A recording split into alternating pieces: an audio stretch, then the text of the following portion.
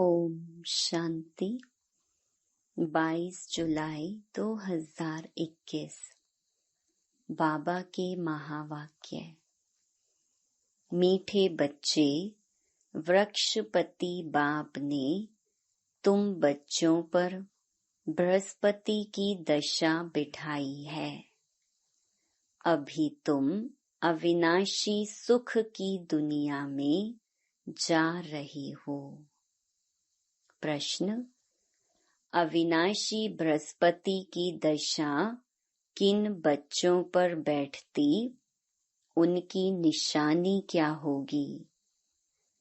उत्तर: जो बच्चे जीते जी देह के सब संबंधों को त्याग अपने को आत्मा निश्चय करते, ऐसे निश्चय आत्मिक बुद्धि वाले बच्चों पर बृहस्पति की दशा बैठती है।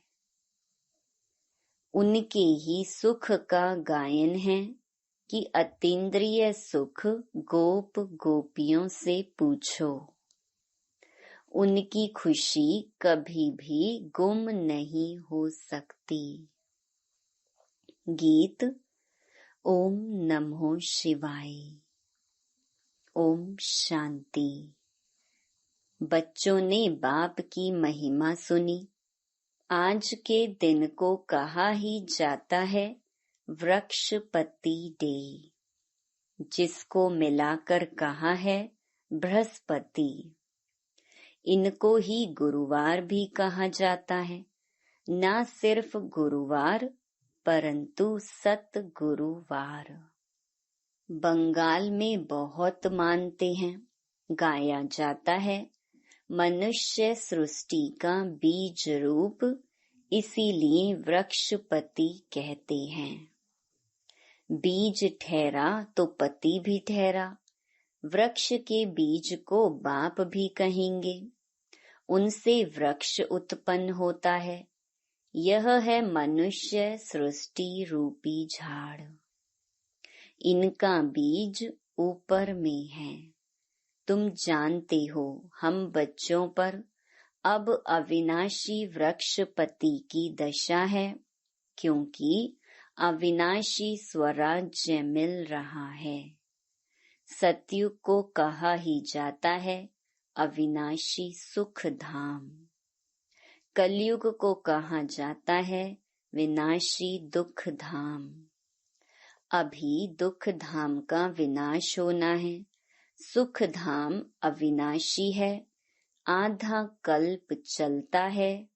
जो अविनाशी वृक्षपति स्थापन कर रहे हैं। बच्चों को सर्विस के लिए पॉइंट्स नोट करनी है। प्रदर्शनी में यह पॉइंट्स मुख्य समझाने की हैं, क्योंकि मनुष्य तो कुछ भी जानते नहीं। बरोबर यह है ज्ञान। अब बाप यह ज्ञान देते ही हैं। नई और पुरानी दुनिया के बीच में फिर यह प्रायलोप हो जाता है। देवताओं को यह ज्ञान नहीं होता है। अगर यह चक्कर का ज्ञान हो तो फिर राजाई में मजा ही ना आए। अभी भी तुमको ख्याल होता है ना, क्या राज्य लेकर फिर हमारी यह हालत होगी। परंतु यह तो ड्रामा बना हुआ है। चक्र को फिरना ही है। वर्ल्ड की हिस्ट्री, ज्योग्राफी रिपीट हो रही है। कैसे रिपीट हो रही है, ये तुम बच्चे जानते हो। यह है मनुष्य सृष्टि। तुम्हारी बुद्धि में मूल वतन का झाड़ भी है। सेक्शन सबका अलग अलग है। यह बातें कोई की बुद्धि में कभी नहीं होंगी। कोई शास्त्रों में तो यह लिखी हुई नहीं है। हम आत्मा असुल शांति धाम की रहवासी हैं, अविनाशी हैं। कब विनाश को नहीं पाते।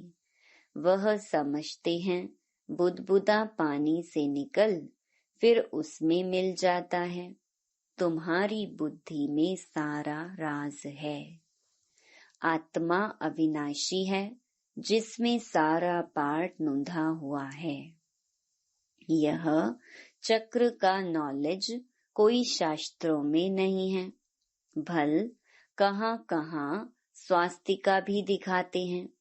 चक्कर की सिर्फ ऐसे ऐसे लकीर लगा देते हैं, जिससे सिद्ध होता है अनेक धर्म थे। बाप ने समझाया है, मुख्य धर्म और शास्त्र हैं 4। सतयुग त्रेता में तो कोई धर्म स्थापन होता नहीं, ना वहाँ कोई धर्म शास्त्र होता है। यह सब द्वापर से शुरू होते हैं। फिर देखो कितनी वृद्धि होती है। अच्छा, गीता कब सुनाई गई? बाप कहते हैं, मैं कल्प के संगम युगे ही आता हूँ।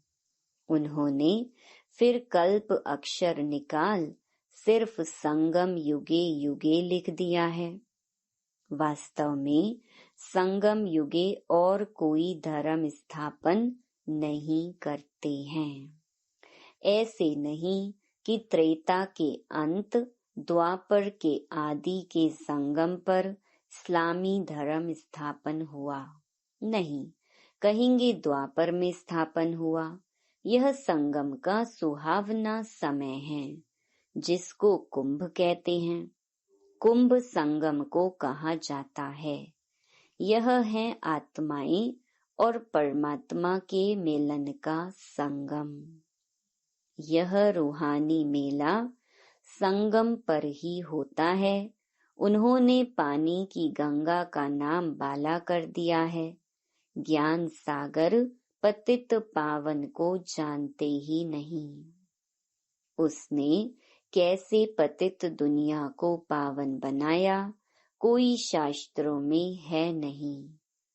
अब तुम बच्चों को बाप कहते हैं, माँ मेकम याद करो। देह के सब धर्म त्यागो। किसको कहते हैं? आत्माओं को। इसको कहा जाता है जीते जी मरना। मनुष्य शरीर छोड़ते हैं तो देह के सब संबंध छूट जाते हैं। बाप कहते हैं, जो भी देह के संबंध हैं वह सब छोड़ अपने को आत्मा निश्चय करो। निश्चय आत्मिक बुद्धि बनो। जितना जास्ती याद करेंगे तो बृहस्पति की दशा होगी। जांच करो हम शिव बाबा को कितना याद करते हैं। याद से ही कट निकलती जाएगी और तुमको खुशी होगी। तुम महसूस कर सकते हो हम आत्मा कितना बाप को याद करते हैं। अगर कम याद करेंगे तो कट भी कम निकलेगी, खुशी भी कम रहेगी, पद भी कम पाएंगे। आत्मा ही सतो रजो तमो बनती है। इस समय का ही गायन है गोप गोपियों के अतीन्द्रिय सुख का। और कुछ भी याद नहीं पड़ता है सिवाय बाप के। तब ही खुशी का पारा चढ़ेगा। हमारे ऊपर बृहस्पति की दशा अथवा सतगुरु की दशा है। फिर कभी खुशी गुम हो जाती है तो कहते हैं बृहस्पति की दशा बदल राहु की बैठी है। कोई बहुत साहूकार होते हैं, कोई सट्टा लगाया, यह देवाला निकला। भारत में ही जब ग्रहण लगता है तो कहते हैं दे दान तो छूटे ग्रहण। तुम्हारा देवी देवता धर्म भी 16 कला संपूर्ण था, उनको ग्रहण लगा हुआ है। राहु की दशा बैठती है, इसलिए देवताओं के आगे जाकर गाते हैं आप सर्व गुण संपन्न। हम पापी कपटी हैं, अभी तुम समझते हो राहु का ग्रहण लगने से सब काले बन गए हैं। चंद्रमा की पिछाड़ी में लकीर जाकर रहती है। बाप भी समझाते हैं तुम देवी देवताओं के भी चित्र हैं। गीता ही आदि सनातन देवी देवता धर्म का शास्त्र है, परंतु यह अपने धर्म को नहीं जानते हैं। रिलीजियस हेड्स की कॉन्फ्रेंस करते हैं, तुम वहां भी समझा सकते हो। ईश्वर सर्वव्यापी तो है नहीं, वह तो बेहद का बाप है। बच्चों को आकर वर्षा देते हैं। साधु संत आदि को तो वर्षा मिलता नहीं, तो मानेंगे कैसे? तुम बच्चों को ही वर्षा मिलता है। मुख्य बात है ही यह सिद्ध करने की कि ईश्वर सर्वव्यापी नहीं है। शिव जयंती होती है, शिव जयंती कहो अथवा रुद्र जयंती कहो। रुद्र यह ज्ञान यज्ञ रचते हैं, है तो शिव। वही गीता ज्ञान यज्ञ है जिससे विनाश ज्वाला प्रज्वलित हुई है। प्रैक्टिकल में तुम देखते हो कैसे निराकार बाबा ने रुद्र ज्ञान यज्ञ रचा है। साकार तो कुछ कर ना सके, यह बेहद का यज्ञ है। इनमें सारी पुरानी दुनिया स्वाहा होनी है। बाकी तो वह सब हैं जिस्मानी यज्ञ। कितना रात दिन का फर्क है। बाप कहते हैं यह रुद्र ज्ञान यज्ञ है, विनाश भी होना है। तुम जब पास हो जाएंगे, पूरा योगी और ज्ञानी बन जाएंगे, तो फिर तुम्हारे लिए नई दुनिया स्वर्ग चाहिए। नरक का जरूर विनाश चाहिए। राजस्व अश्वमेध अक्षर भी ठीक है।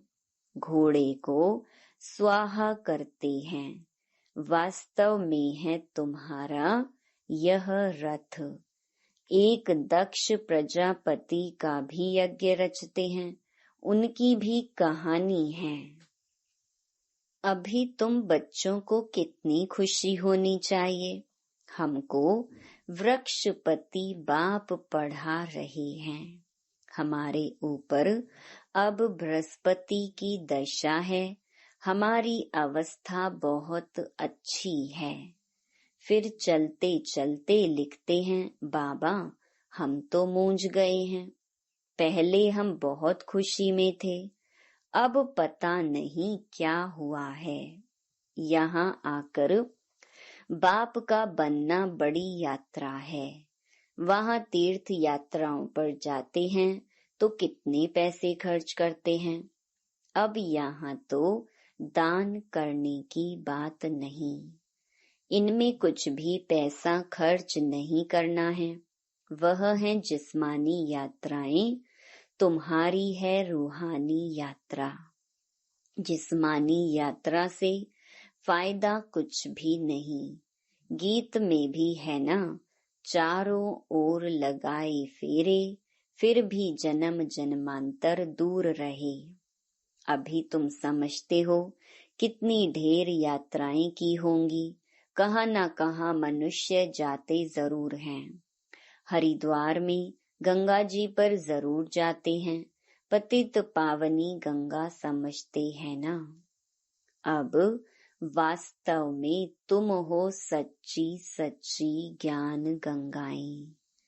तुम्हारे पास भी बहुत आकर ज्ञान स्नान करते हैं। बाबा ने समझाया है सतगुरु एक ही है।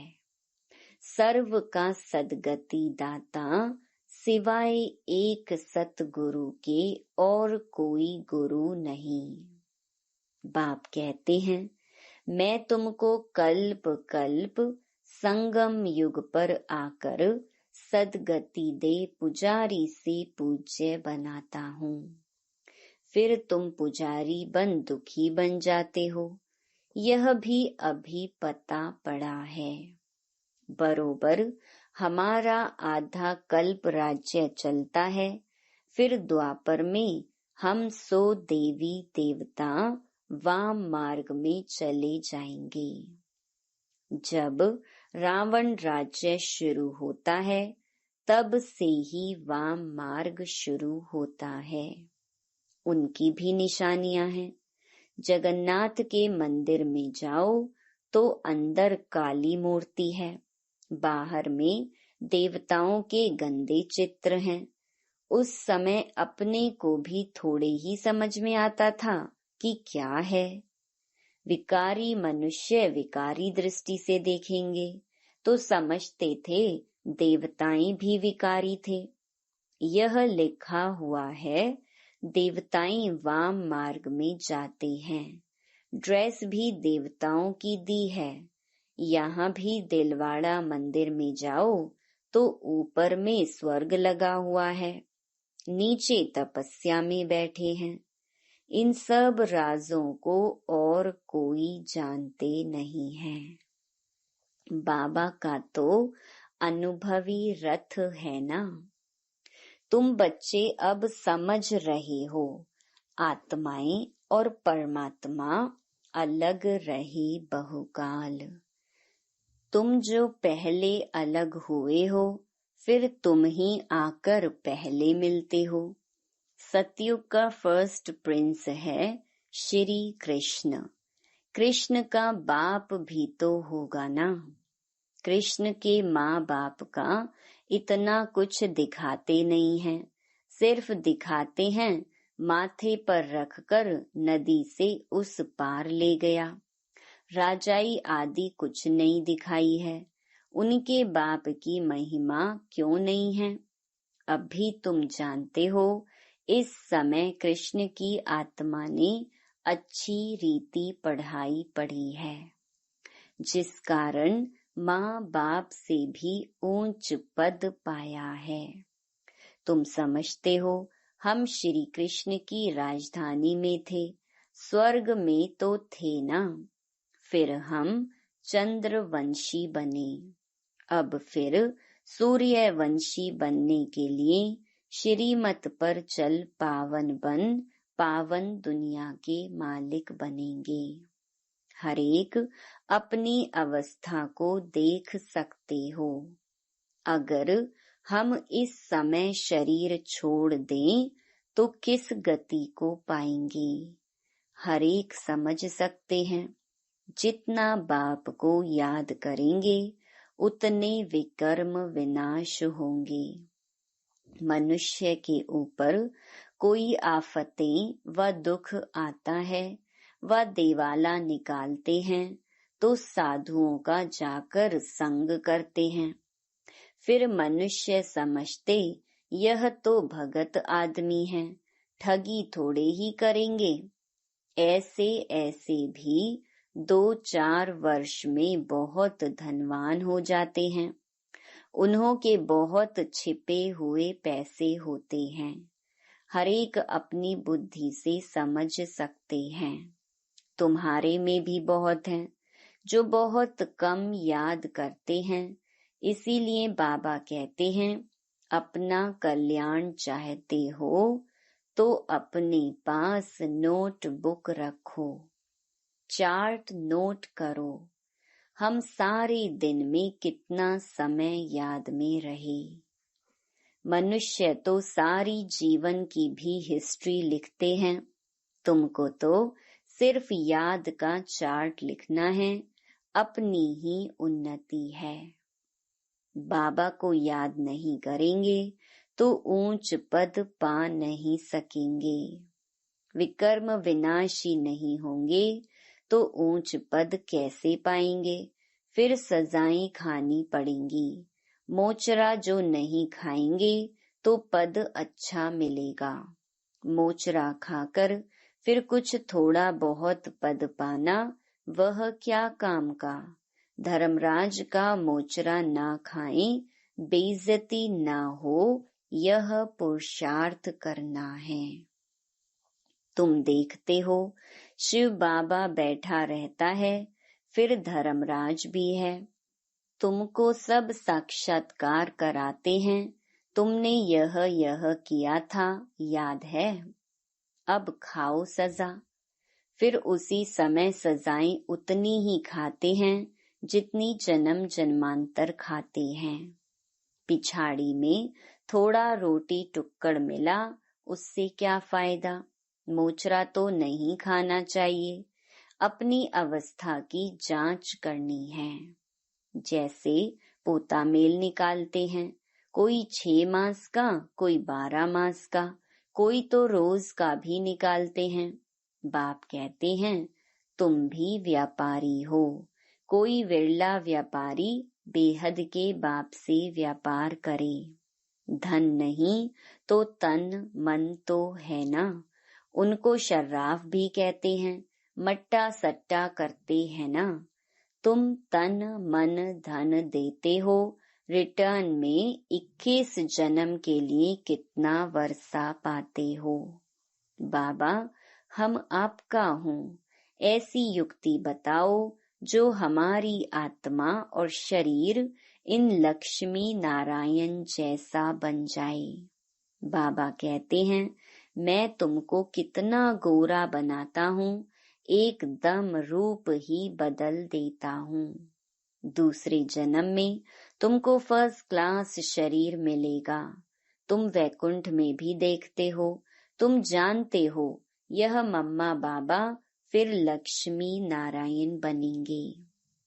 एम ऑब्जेक्ट भी दिखाते हैं। अब जो जितना पुरुषार्थ करे, अगर पुरुषार्थ पूरा नहीं करेंगे, धम चक्कर मचाएंगे तो अपना ही पद भ्रष्ट करेंगे। अच्छा, मीठे मीठे सिकी लधे बच्चों प्रति मात पिता बाप दादा का याद प्यार और गुड मॉर्निंग। रूहानी बाप की रूहानी बच्चों को नमस्ते। धारणा के लिए मुख्य सार।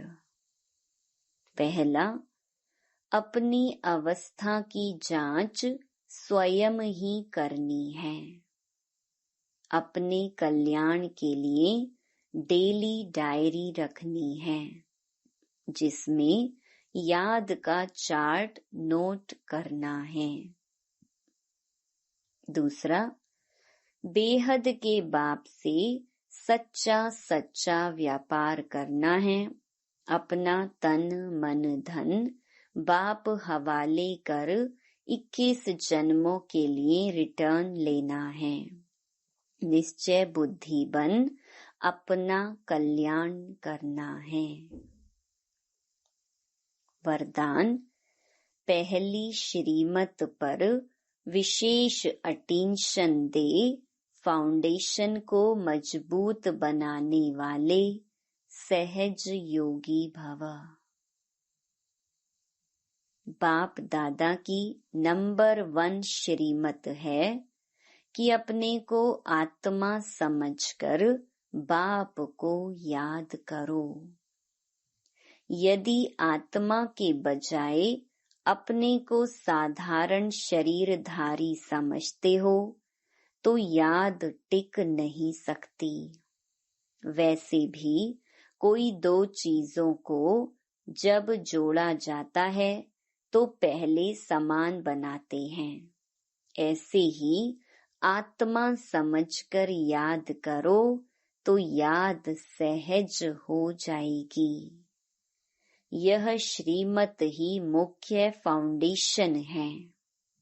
इस बात पर बार बार अटेंशन दो तो सहज योगी बन जाएंगे।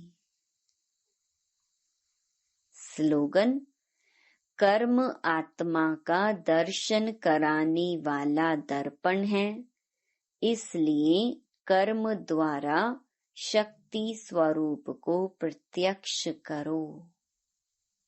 Om Shanti. To watch Peace of Mind channel videos on YouTube, subscribe us on youtube.com/tvpeaceofmind. Just a click for a peaceful life.